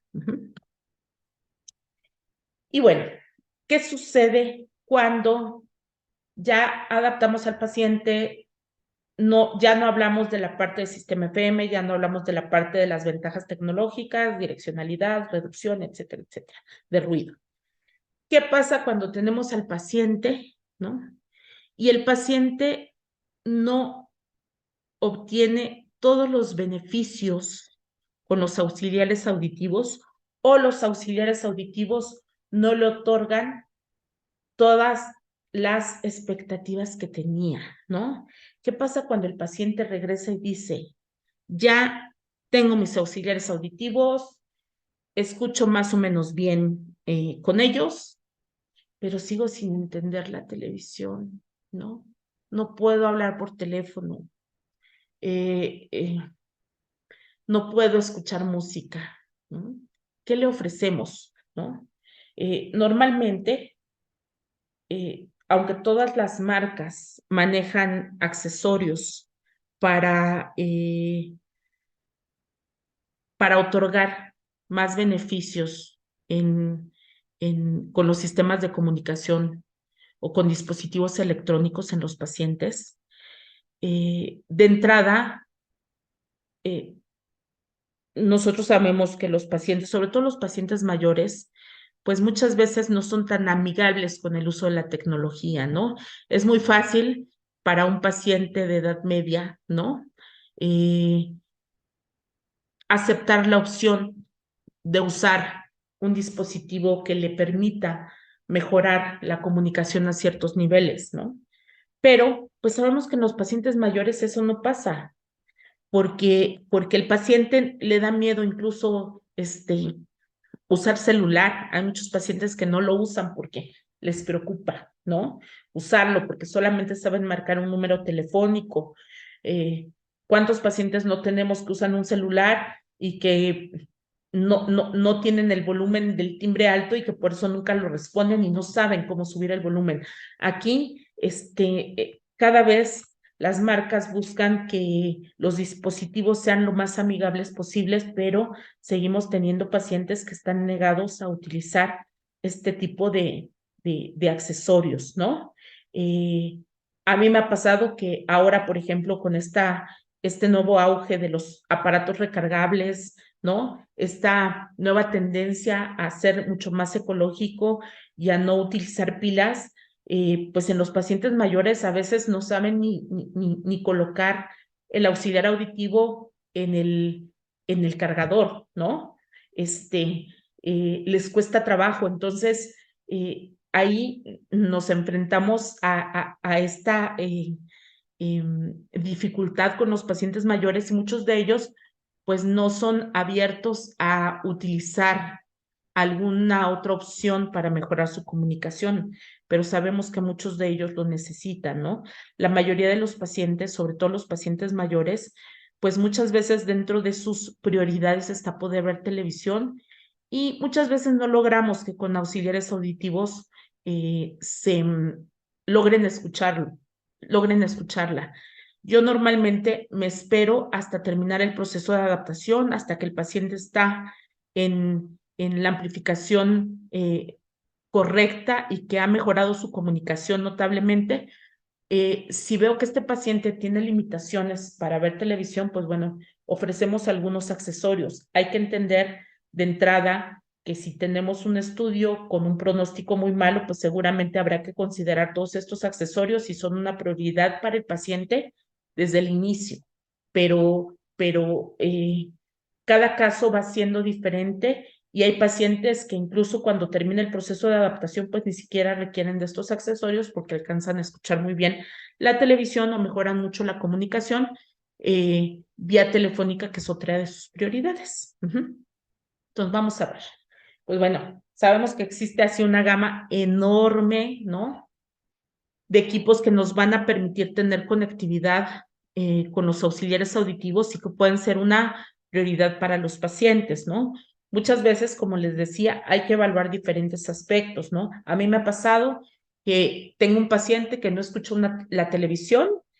Hace muchos años me tocó un paciente que no escuchaba la televisión y por más que manipulábamos los aparatos y pues bueno, hace muchos años, con mi poca experiencia, con estos aparatos que ya tenían programas preestablecidos de televisión y restaurante y todas estas cosas que existían antes, ¿no? Ya, bueno, y que sigan existiendo, pero no necesariamente las utilizamos ahora o ya las utilizamos con mucho más mesura, ¿no? Antes era muy común ver a los pacientes que llegaban con los auxiliares auditivos y tenían 3 o 4 memorias y que la primera para el ruido y la segunda para el restaurante y la tercera para la iglesia y la cuarta bueno, para la televisión y antes explotaban los aparatos así a todas las posibilidades y el paciente no sabía ni qué usar en cada momento. Pero bueno, hace muchos años me tocó ver un paciente que tenía auxiliares auditivos que eran de una tecnología muy alta en su momento y el paciente no podía escuchar televisión. Entonces, una de sus quejas era, doctora, no puedo ver televisión, ¿no? No entiendo nada la televisión. yo trataba, ¿no? De manipular el aparato para mejorar, generar un programa que mejorara la escucha de la televisión. Entonces, pues por más que yo trataba de mejorar esto, el paciente seguía sin escuchar la televisión y pasaban los meses y así estaba, ¿no? Entonces, un buen día, después de un día del padre, llega muy contento a la consulta. Ajá, y me dice, doctora, ya escucho muy bien la televisión, ¿no? Dije, así, pues, ¿qué hizo, no? Tiene meses sin escuchar bien la televisión y pues ahora la escucha muy bien, ¿no? Y él me comentó que su hijo le había regalado un teatro en casa. Entonces, tenía una televisión nueva con bocinas y tenía 2 bocinas en la parte de adelante y 2 bocinas en la parte de atrás. Y ahora escuchaba perfectamente bien la televisión, ¿no? ¿A qué voy con esto? Que bueno, muchas veces, pues si tenemos una televisión que tiene una bocina en la parte posterior, si tenemos una televisión que tiene un sonido que, pues bueno, no es el mejor, pues eso tampoco va a favorecer la comunicación. Y para este tipo de pacientes que tienen la apertura, además de usar estos sistemas que de verdad son sencillos en el uso, realmente al paciente mayor le da miedo utilizarlo, pero no son complicados en el manejo. Pues les podemos ofrecer estos accesorios que van a servir actualmente para comunicarnos con la televisión, para escuchar de manera correcta la televisión, para escuchar el celular, estos micrófonos remotos que, como les comentaba, en algún punto se pueden confundir con sistemas FM, y estos micrófonos remotos, pues lo que van a hacer es acercar la voz, aunque la mayoría de ellos no guardan ningún manejo en función a la relación señal-ruido. O sea, en la ficha técnica no se describe que mantengan la voz realmente por encima del ruido, pero que pueden ser muy funcionales. El hecho de que no sean un sistema FM no los hace malas opciones, simplemente son opciones para condiciones distintas de escucha. Si tengo un paciente que no tiene tanto problema de discriminación, pero que su problema efectivamente es la distancia, pues va a ser un paciente que se beneficie maravillosamente bien con un micrófono remoto, que no necesita hacer una inversión en un sistema FM. Hay que entender bien para qué sirve cada accesorio y para qué paciente lo vamos a destinar, ¿de acuerdo? El hecho de que yo les diga que un micrófono remoto no es un sistema FM no quiere decir que un micrófono esté mal, ¿de acuerdo? Simplemente se destina para una condición diferente y para una necesidad distinta. También tenemos dentro de las opciones, pues controles remotos, ¿verdad? El paciente que a lo mejor no es el más hábil para manejar manualmente su auxiliar auditivo, ¿no? O para esos aparatos que, bueno, ya no tienen, por el diseño que tienen, el diseño físico que tienen, no tienen la opción para subir y bajar volumen, pues el control remoto funciona perfecto y para muchos pacientes es una buena opción. La mayoría de los pacientes, incluso personas mayores, pues bueno, saben perfecto que si les damos un controlito con más y con menos, suben y bajan volumen. Entonces, ese es un accesorio que en términos generales la gente no tiene dificultad para utilizar. Ajá.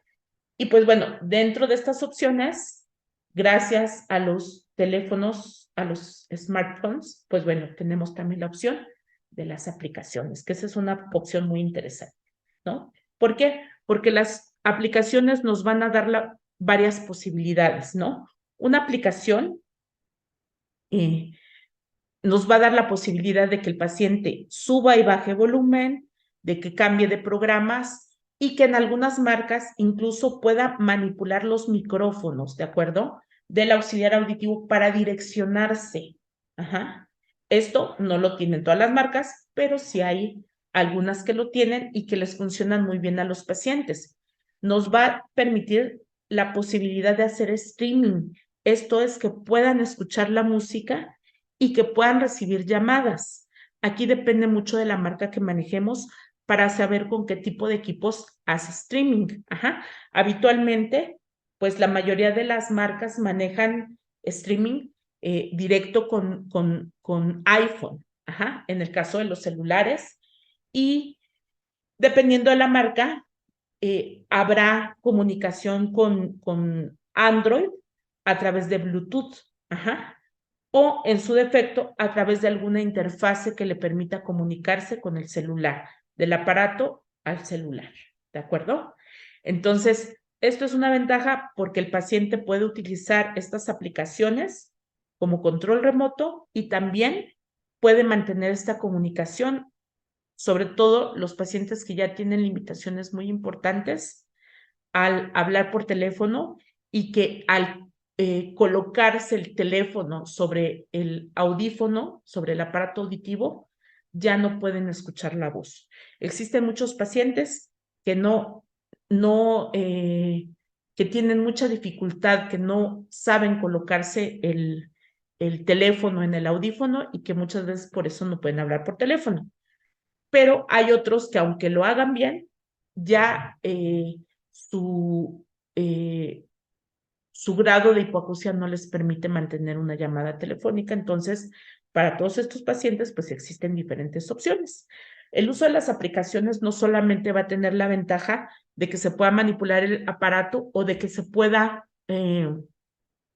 manejar el auxiliar auditivo como control remoto, sino también va a tener la ventaja de que actualmente, gracias a la tecnología que existe en los aparatos auditivos, muchos de los aparatos van a tener, van a manejar el concepto de machine learning, ¿no? Que se refiere a que el auxiliar auditivo tiene la capacidad de aprender. Yo me acuerdo que hace muchos años, cuando yo terminé la residencia, existían aparatos que ya se promovían como aparatos con inteligencia artificial, ¿no? O aparatos que tenían la capacidad de aprender. Uh-huh. Esto no era un concepto como el que existe en la actualidad, ¿no? Actualmente los auxiliares auditivos de diferentes marcas tienen la capacidad de aprender de los ajustes que hacemos directamente en las aplicaciones, pero también tienen la capacidad de aprender de la experiencia de otros usuarios. Esta experiencia de otras personas que se encuentran en situaciones acústicas similares, al momento de manipular el aparato y manejar el celular, esta información sube a la nube y nutre al auxiliar auditivo para que aprenda no solamente de la experiencia del usuario que lleva los aparatos auditivos, sino de otros usuarios que están compartiendo esta información. Entonces, ahora sí llegamos a la era de los aparatos que aprenden, ¿sale? No los conceptos que se tenían antes. Ahorita no solamente una marca, muchas marcas ya manejan este concepto, ya nutren estos auxiliares de la experiencia de otros pacientes que tienen condiciones acústicas o ambientales similares para tomar las mejores decisiones posibles. ¿Qué accesorios, no? Existen. Bueno, yo aquí puse algunos, pero la realidad es que hay muchísimos, ¿no? Yo puse los que yo conozco, pero la verdad es que cada marca tiene su línea de accesorios, su línea de posibilidades, ¿no? Auxiliares auditivos, marcas que manejan controles remotos, que manejan interfaces. Esta interfaz, por ejemplo, que es una interfaz para que haya conectividad para los auxiliares auditivos que no tienen la posibilidad de recibir llamadas, podemos utilizar esta interfaz. Tenemos esta otra interfaz, por ejemplo, que funciona sin que el paciente tenga que descargar ninguna aplicación, solamente conectando, metiendo ese plug en su celular, puede recibir llamadas dentro de sus audífonos. Al acercarse el teléfono al auxiliar auditivo, va a escuchar perfectamente bien la llamada adentro de sus auxiliares auditivos, ¿no? Accesorios, que este accesorio, no saben, es una maravilla. Tengo una paciente que es médico, y que ya tiene cierto grado de pérdida auditiva que no le permite escuchar el estetoscopio. Con accesorios alámbricos que cada vez las marcas tratan de sacar más los accesorios alámbricos, pero la realidad es que para algunas condiciones funcionan muy bien. Tengo una paciente que, como les decía, es médico y ella tiene este accesorio junto con un estetoscopio especial y la información cuando está auscultando puede percibir el sonido perfectamente bien a través de sus auxiliares auditivos, a pesar de que tiene una pérdida severa. Ajá. Sistemas CPM que lo tienen todas las marcas, ¿no? No todas lo traen a México, pero todas las marcas tienen sistemas CPM, accesorios para conectarse a la televisión, ¿no? Estos accesorios que vemos arriba son de Widex. Acá que tenemos un Connect Clip, que es el accesorio estrella de Oticon, que tiene función de micrófono, de interfaz para recibir llamadas, es una belleza ese accesorio porque en un solo equipo encontramos varias funciones, ¿no? De otras marcas, acá tenemos un micrófono remoto, ajá. Tenemos controles remoto, tenemos también accesorios para conectarse a la televisión. Entonces, es muy sencillo aprender a hacer estas conexiones. Es una opción para todos los pacientes que no tienen la posibilidad de escuchar o para los que usar un auxiliar auditivo ya no es suficiente. Entonces, los auxiliares auditivos nos dan un montón de posibilidades. Es importante conocer a fondo cada una en la marca en la que nos especialicemos, sea la que sea, para ver qué le podemos ofrecer a nuestro paciente para mejorar esta comunicación, entender cómo son las señales, ¿no? Y me refiero a cómo es la comunicación de estos accesorios con los equipos para entender qué otras posibilidades tenemos, ¿no? Les decía yo hace un rato, este sistema, por ejemplo, en teoría solamente sirve para conectarse de manera alámbrica a la computadora, a la entrada del celular, ¿no? Pero si lo sabemos explotar, podemos dar soluciones, como en el caso de mi paciente, que con este equipo se conecta a el estetoscopio para poder oír y dar consulta. Entonces, hay que entender cómo funciona. Hay sistemas que funcionan por frecuencia modulada, como el FM. Hay sistemas que funcionan por Bluetooth o por la frecuencia de 2.4 GHz. Pero también hay sistemas que funcionan por inducción, como este sistema. Este sistema tiene una señal que al acercarse al celular automáticamente manda una señal electromagnética y va a favorecer la comunicación. Ajá. Ventaja de esto, pues es fácil de usar. Desventaja, como es comunicación electromagnética, si mi paciente pasa cerca del refrigerador, automáticamente su audífono lo detecta. Entonces hay que entender cómo funcionan las cosas para ver las posibilidades que le vamos a otorgar a ese paciente. ¿De acuerdo? Y pues bueno, trate de alguna manera, ¿verdad? De que hiciéramos este recorrido por esta información, ¿no? Tratando de no perdernos en en este camino, en este trayecto, ¿no? Hay muchas cosas por ahondar. Este tiempo es poco para todo lo que se podría hablar de todas estas características, ¿no? Sobre todo la primera parte de las características de acústicas de los auxiliares auditivos, pero de repente nos metemos a un mundo que es demasiado acústico, demasiado de mucha ingeniería que a veces es difícil aterrizar para la parte clínica. Yo traté de hacer un pequeño recorrido por todo esto con el objetivo de que entendamos lo mejor posible cómo funcionan algunas cosas, de que profundicemos un poco más en el tema, pero realmente hay mucho para, para extenderse. Entonces, pues bueno, por mi parte, es todo lo que tengo que decir el día de hoy. Traté de hablar lo más rápido posible para que no nos extendamos y para que haya tiempo para las preguntas, ¿no? Que me encantaría que las preguntas fueran así que prendieran su camarita, en lugar de escribirlas, para que podamos tener esta conversación y esta charla, ¿no? No importa que ya estemos en pijama, porque ya es tarde, no importa que estemos tomándonos nuestro cafecito, ¿no? La idea es pasar por todo esto y que si alguien tiene algo que compartir, ¿no? Si alguien tiene algo que decirme sobre la belleza de los enmascaradores que yo no sepa, por favor, estoy ávida de aprender, ¿no? Está conectada gente que tiene mucha experiencia en la parte de adaptación. Por favor, compártanos su información porque necesitamos cambiar la perspectiva, necesitamos enriquecernos con la experiencia de otras personas. Es importante, ¿de acuerdo?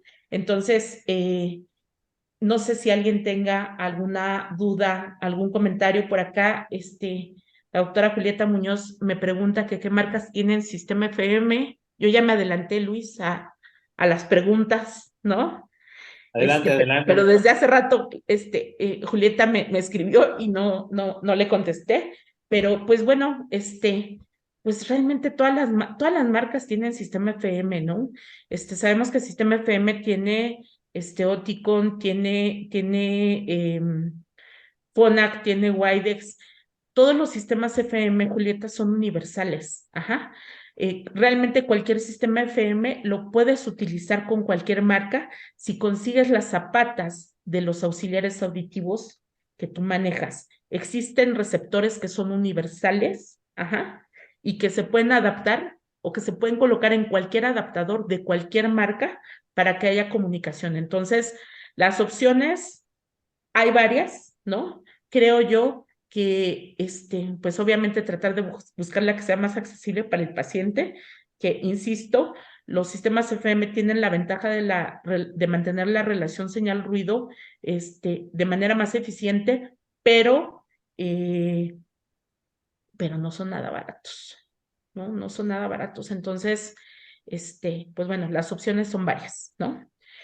No sé si alguien más tenga algún comentario, alguna duda o algo que yo haya dicho que esté mal, porque aquí pues hay varios que son expertos y que si quieren compartir algo o modificar algo, adelante, estamos totalmente abiertos, ¿no?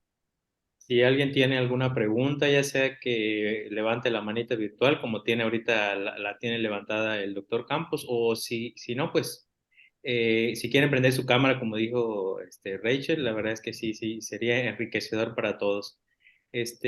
No, doctor Campos, tiene usted la palabra. Gracias, gracias. Oye, Rachel, yo tengo dos preguntas. La primera es, ¿cuál es la calidad de sonido entre el sistema FM contra el micrófono remoto? O sea, ¿cuál tiene mejor calidad? ¿Se puede utilizar sustituyendo al sistema FM? Sí. Mira, Esa es la la primera verdad, pregunta. ajá, la verdad, lo que yo comentaba aquí, Herbert, es la diferencia. Un sistema FM siempre va a mantener cierta relación señal-ruido, o sea, el ruido siempre va a quedar por debajo de la voz. En teoría, un sistema FM que es eficiente debe mantener por lo menos una relación señal-ruido de 12 decibeles. Esto es, la voz debe de quedar 12 decibeles por arriba del ruido. Actualmente hay por ahí marcas que manejan sistemas FM que son dinámicos, lo que les explicaba hace rato. De repente cambias de un ambiente a otro o en un mismo ambiente sube la intensidad de ruido y entonces el sistema FM tiene la capacidad, cuando es dinámico, de compensar ese aumento en la intensidad de ruido para entonces subir la voz y mantener esa relación señal-ruido. La desventaja que tienen los micrófonos en relación al sistema FM es que la mayoría de los micrófonos no manejan ninguna relación señal-ruido. Por ahí de repente cuando no se profundiza mucho en el tema, nos hacen creer que es lo mismo. Ajá. Yo siempre, y perdón por lo que voy a decir, pero yo siempre pienso que las marcas nos subestiman. Ajá. Piensan que no lo vamos a entender. Uh-huh. Que nosotros no vamos a analizar lo que están describiendo, ¿no? Eso que les comentaba yo hace un rato en relación a analizar más a profundidad la parte de la ficha técnica. Ajá. Es importante entender que un micrófono lo único que va a hacer es acercar la voz, pero no va a mantener esta relación señal-ruido. Ahora, no porque un micrófono no sea un sistema FM es malo. Un sistema FM se puede destinar para ciertos pacientes, sobre todo pacientes que tengan dificultad para discriminar, o pacientes que realmente estén en un ambiente que sea muy adverso, que no les permita escuchar, pero un micrófono remoto podría utilizarse para un paciente que lo único que tiene que vencer, por ejemplo, es la distancia. Ahí a lo mejor la relación señal-ruido no es tan importante, o sea, simplemente, por ejemplo, para un normoyente, si tú me hablas a 10 metros de distancia, pues no hay manera de que yo te escuche si estamos en la calle, porque estamos a 10 metros y eso es natural, eso va a pasar. Entonces, si pasa con un normoyente, por supuesto, con un paciente con pérdida auditiva se va a volver más evidente. Entonces, no es que sea una mala opción, porque no lo es. Simplemente debería de mencionarse que tiene un uso diferente a un sistema FM. Ahora, como comentaba hace rato, la desventaja que tiene el sistema FM es que la señal de FM es una señal súper inestable. O sea, el paciente se voltea y entonces, si ya la comunicación no es frontal, la señal disminuye y se pierde o se corta. Entonces también tiene desventajas, ¿no? Por eso te digo que hay que buscar muy bien al candidato para cada opción. O sea, no satanicemos los micrófonos porque no es la idea. Los micrófonos son una muy buena opción, ¿no? Además de que es mucho más accesible que un sistema FM. O sea, un micrófono cuesta una décima parte de lo que cuesta un sistema FM, ¿no? Entonces es una buena opción. Simplemente hay que elegir, pero la mayoría de los micrófonos no tienen descrito esta relación señal-ruido. Oye, y en cuanto a, hay algunas marcas que utilizan el celular, por ejemplo, como micrófono remoto. Sí, fíjate que aquí, en el caso del celular, nada más funciona con iPhone. Ok. Con iPhone hay una opción, pero esa no es una opción ni de la aplicación, ni de el audífono. Es una opción que tiene el iPhone per se. Hay algo que se llama escuchar en vivo, que tiene el iPhone. Entonces tú la pones y ahí sí, como la señal es muy estable, esa señal de 2.4 gigahertz que tiene iPhone, entonces no importa que estés en la habitación de al lado, te escuchan maravillosamente bien, pero ahí la función sería como la de un micrófono remoto. Otra vez no mantenemos esta relación señal-ruido de manera, em, de manera controlada. Simplemente mejoramos la comunicación porque acercamos la distancia. Pero eso al final de cuentas no va a suplir al sistema FM. No, Un para micrófono nada, pero es remoto una no muy va a buena suplir. opción, ¿eh? Es una muy buena opción. Fíjate que yo he tenido pacientes, sobre todo parejas, ¿no? La pareja que se va a un restaurante y que el señor se queja, o la señora, porque normalmente las mujeres somos más quejumbrosas para eso, ¿eh? Es más común que yo Tú vea lo dijiste, ¿ah? No a lo la dijimos. señora, sí.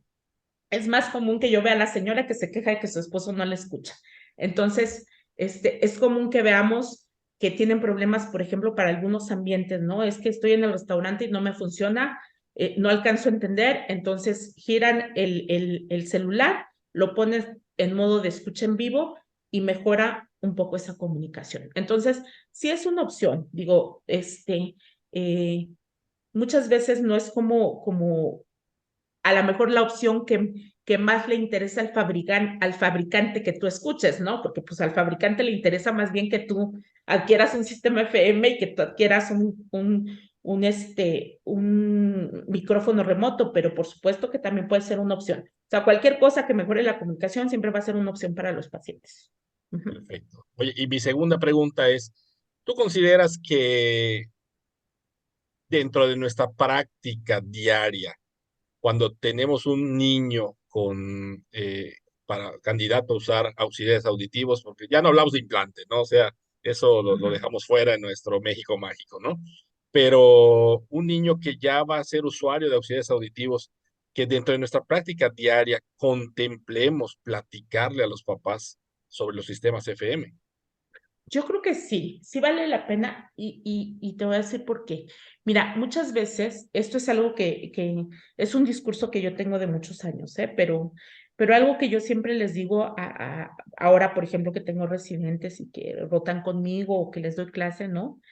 Es que muchas veces nosotros somos los que decidimos que el paciente no puede comprar algo, no tiene la capacidad económica. O sea, tú automáticamente dices, no, es que este señor no le va a alcanzar. Tú no sabes, ¿no? Nuestra información no es juzgar quién tiene la posibilidad o no de adquirir algo, porque tú no sabes lo que la gente es capaz de hacer, ¿no? Para obtener un beneficio. Entonces, Así es. nuestra obligación como médicos tendría que ser informar las opciones, independientemente de que nosotros pensemos que el paciente tiene o no la posibilidad económica. Cuando tú no le das al paciente la opción, tú estás limitando su posibilidad de mejorar. No es Claro. lo mismo que el paciente llegue y diga, doctora, no me alcanza, no lo puedo comprar, pero él sabe que existe. A lo mejor en 1 año, en 2 años, en 5 años, en 10 años, lo va a poder adquirir, no lo sé. O a lo mejor nunca, tampoco lo sabemos. Pero nosotros de manera tajante decidimos que un paciente no tiene la posibilidad, entonces como no tiene la posibilidad, no le doy la información. Y eso es un error. El paciente tiene que conocer sus opciones. Nosotros tenemos la obligación de informar. Muchas veces, sobre todo en lo que nosotros hacemos, ofrecer la posibilidad de cura no existe, ¿no? Nosotros en lo que hacemos con respecto a la audición, no tenemos la posibilidad de dar un tratamiento que devuelva la función al paciente, que devuelva la salud al paciente. Entonces, muchas veces el paciente a lo que va a consulta es a escuchar una explicación de qué le está pasando y cuál va a ser su pronóstico, ¿no? Y qué cosa le podría ayudar a mejorar su calidad de vida. Entonces, tenemos la obligación de cumplir con eso, ¿no? Entonces, desde mi punto de vista, hay que exponerlo. Si el paciente lo adquiere o no lo adquiere, eso es otra cosa, pero siempre hay que dar la posibilidad. Muy Abrazo, bien. Hay un comentario aquí de Paula Gudiño, gracias por la plática. Seguimos con deficiencias en este tema, pero gracias a pláticas como la tuya y a la iniciativa del colegio, estamos revisando temas de mucha importancia. Tratar al paciente con audífonos tiene su grado de complejidad. Gracias por la plática. Tenemos otras felicitaciones y la doctora Laura Daniela Ruiz dice, ¿cómo se usa la función del iPhone? ¿Se enlazan los audífonos? ¿En dónde puedo ver esa función? Cuando enlazas los audífonos, eh, habitualmente en la parte, solamente lo tiene el iPhone de entrada. Entonces, cuando enlazas los audífonos, ya que te metiste a hacer este recorrido de general, accesibilidad, dispositivos auditivos, al momento de enlazarlos y de darle clic al enlace, Daniela, te va a aparecer en la parte de hasta abajo, ya que te leyó y ya que te dijo que sí está la opción de enlazado. En la parte de abajo dice escucha en vivo. No sé si, déjenme ver. No sé aquí, no sé cómo se comparte.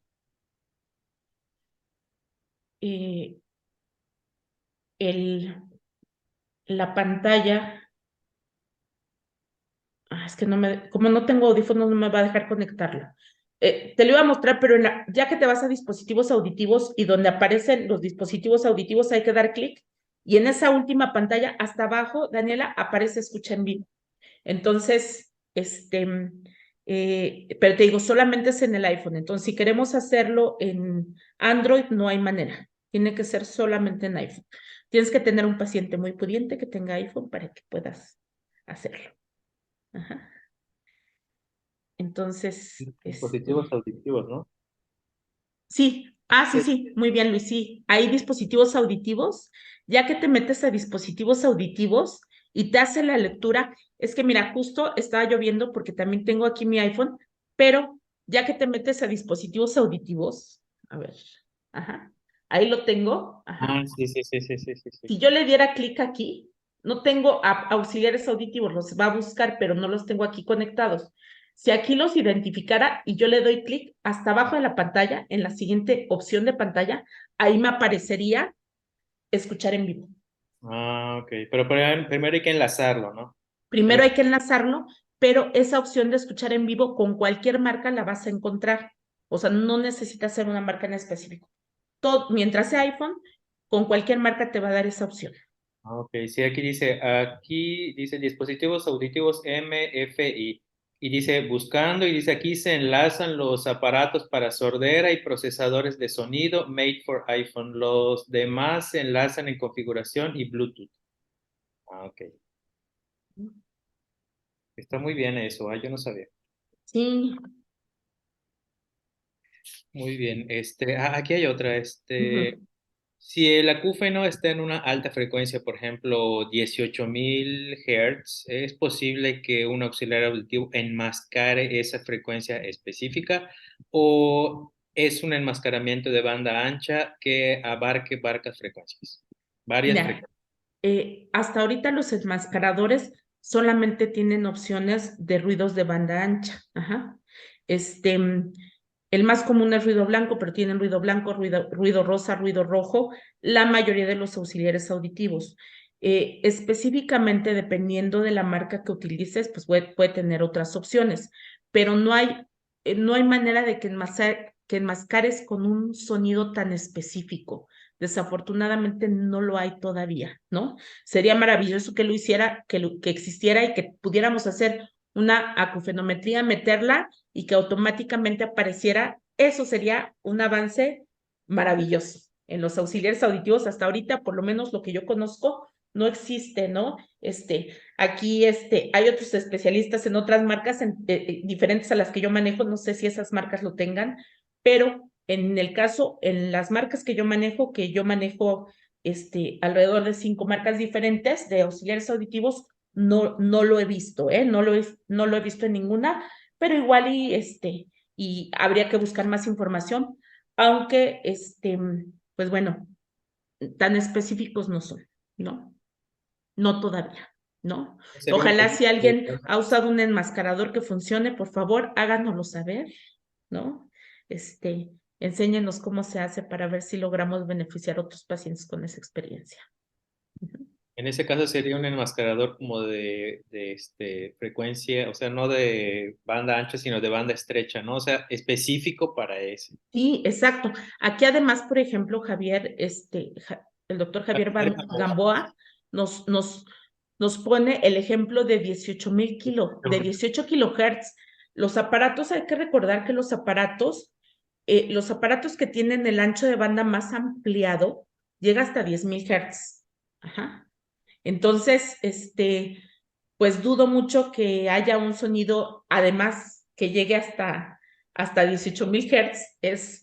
Es hablar de algo que todavía técnicamente los aparatos no tienen. La mayoría de los aparatos que son muy sofisticados tienen un ancho de banda hasta 10.000 Hz. Entonces, pues bueno, 18.000 Hz sería un sueño, ¿no? Digo, no existe algo tan específico y además menos que llegue hasta ese ancho de banda. Eso sería maravilloso. Haríamos milagros con los pacientes, ¿no? Pero no creo, no creo que todavía exista eso, ¿no? Muy bien, otro comentario o pregunta para la doctora? Si no, pues le cedo la palabra al doctor Campos.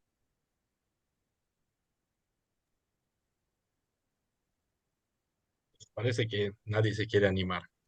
Ay, sí, anímense, por favor, compartamos. Que no les dé miedo, que no les dé pena, todos estamos aprendiendo. Es que impones, Rachel. Ay, cálmate. Ay, perdón por la confianza, pero digo, además todos los que están aquí, la gran mayoría, nos conocemos, entonces, por favor, con toda la confianza, ¿no? Creo que vale mucho la pena estos acercamientos y todos aprendemos de todos tenemos experiencias diferentes, entonces todos aprendemos de todos, ¿no? Claro, claro, así es. Oye, pues si no hay más dudas, no hay más preguntas, no hay más comentarios, no hay más tomatazos, eh, damos las gracias infinitas a la doctora Rachel por haber compartido su experiencia. Esto es muy importante, yo creo, la experiencia de cada uno de nosotros y de nuestros ponentes. Por eso se hizo esa selección de ponentes buscando a los que tuvieran más experiencia en adaptación de auxiliares auditivos para que nos pudieran acompañar en este diplomado. Y bueno, además de llevar muchos años de conocer a la doctora Rachel, ella tiene la experiencia suficiente para poder apoyarnos en cuanto a esto. Y pues muchísimas gracias por toda esta información, Rachel. No, pues gracias por la invitación. Como siempre, un gusto, un placer y que se repita pronto el diplomado, que ha sido todo un éxito. Seguramente sí va a suceder y seguramente estarás invitada por todos los comentarios que estoy viendo acá, estarás invitada a seguir colaborando con nosotros en otros temas. Hay que Este, hacerlo presencial. pues estaría bueno que pudieras venir para acá, Ujú. pero pues presencial también estamos muy limitados realmente nosotros somos muy poquitos, pero haciéndolo virtual tenemos mayor alcance, eso es algo bueno, pero de todas maneras podemos organizar algo presencial definitivamente. Pues bueno, un gusto con todos y muchas gracias por la invitación. Muchas gracias a ti. Pues bueno, un aviso parroquial nada más. El- en agosto tenemos el siguiente módulo, es el módulo 6 del diplomado, es el día 17 de agosto. Nos estará acompañando el doctor Guillermo Buenrostro Márquez, y el tema será evaluación y manejo del paciente con hiperacusia. Entonces va a estar bueno, no se lo pierdan. Y pues, si ya no hay más dudas, ya no hay más comentarios, damos las gracias. Rachel, nuevamente, muchísimas gracias. Luis, muchas gracias por acompañarnos aquí con nosotros. Muchas gracias a todos los que están conectados hasta ahora. Y nos vemos el día 17 de agosto. Saludos a todos y buenas noches. Buenas noches.